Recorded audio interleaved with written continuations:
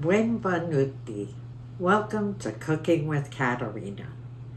And I am so excited to share an old world Italian bread pudding. One that I had the opportunity to make for a wine tasting. The sommelier Nicoletta Stavoli paired that bread pudding with a Opera Bonfadini Franciacorta rosé sparkling wine. And we had a wonderful opportunity to meet the winemaker, Francesca Bonfadini, and her daughter, Aurora. So, andiamo. Let's get started.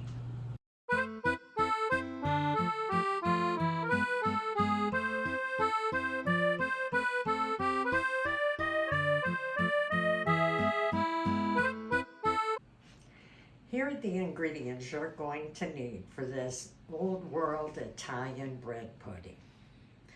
First, you're going to need 1 loaf of Italian bread. You can buy it at the store, 15 ounce will do. And you're going to cut off the crust and either cut it up or tear it apart and put it in a bowl for about 24 hours so it is stale. And you're asking, what do I do with the crust that I've cut off? Well, waste not, want not. I turned mine into breadcrumbs. You can easily do it. They're stale. You throw it in your your food processor, and voila, you have breadcrumbs.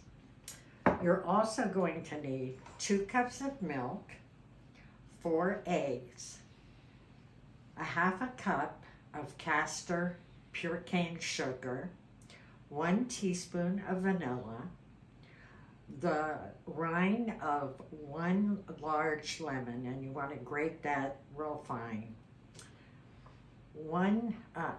a pinch of sea salt, and 1 Bosc Pear, and you want to cut it or chop it very small. Same thing for the Pink Lady apple. You want to chop it up real small too. You'll also need a half a cup of golden raisins. Now, we also have 3.5 tablespoons of melted butter.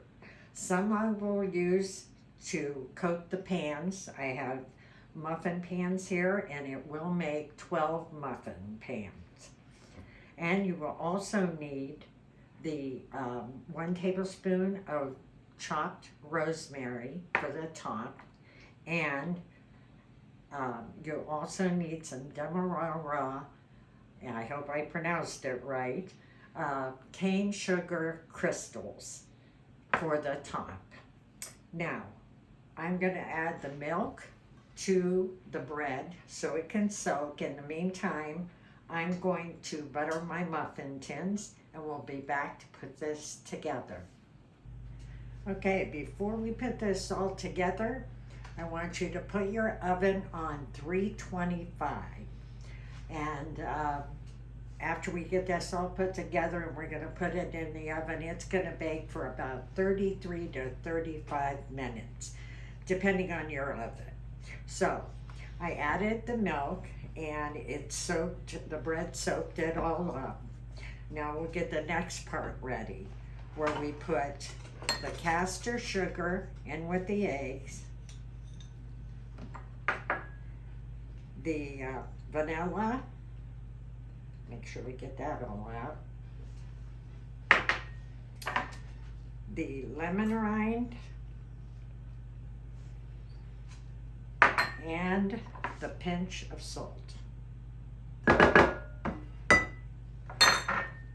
And we want to whisk that so we get that all together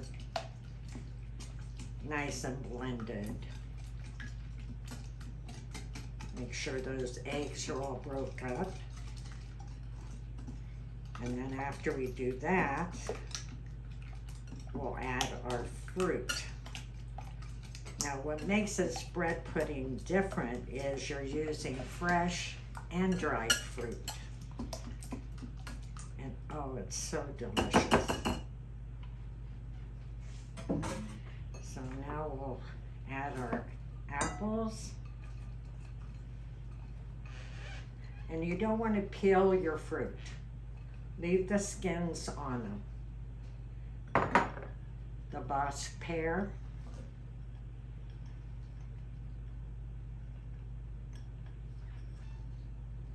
And the Golden Raisins. And we'll mix that.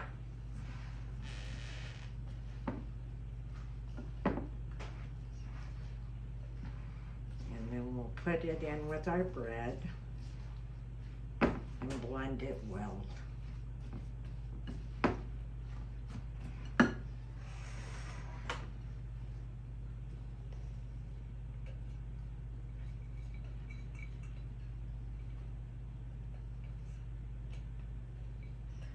In doing my research for this bread pudding, I found out a lot of things that are probably based in my heritage on how they used what they had. And to make a delicious dessert, they used the stale bread.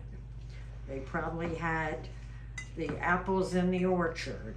Anything they had to use, they did, which makes it even more delicious.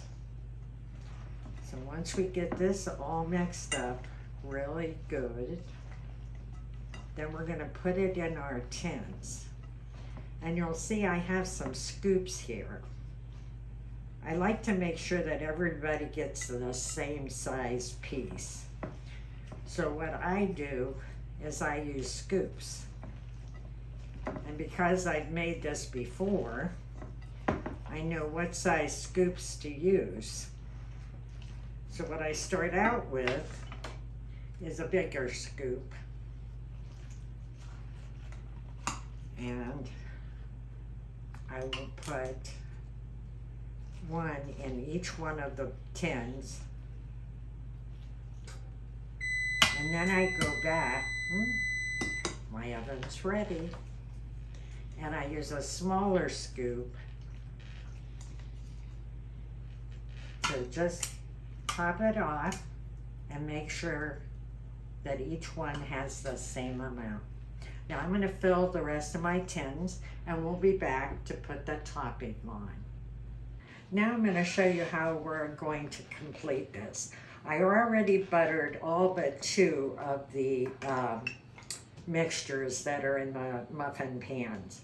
I have a little bit more butter left, and you're just going to dab it on just like that. You just want to cover the top just by dabbing. Now you'll want to put your rosemary, sprinkle some rosemary on each one, so I'll do a couple.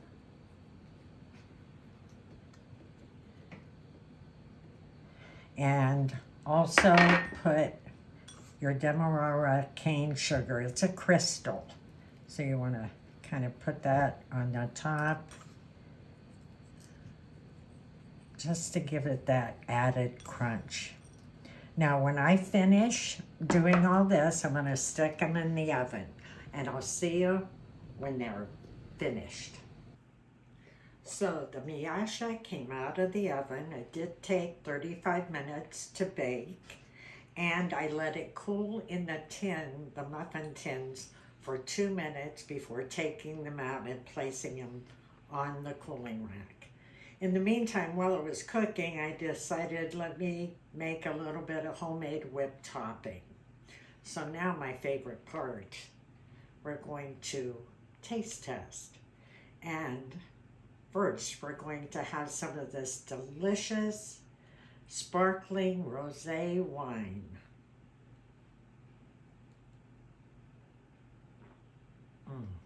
Salud. And now we're going to try some of that old world Italian bread pudding.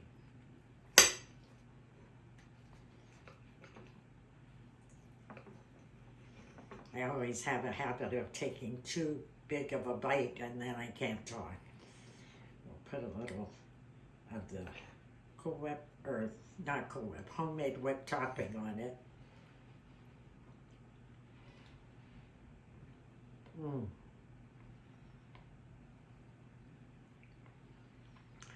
That is an excellent pairing.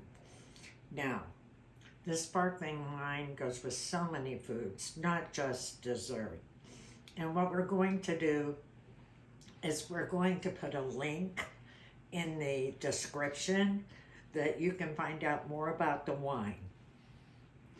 In the meantime, tanti auguri, blessings, and keep on cooking.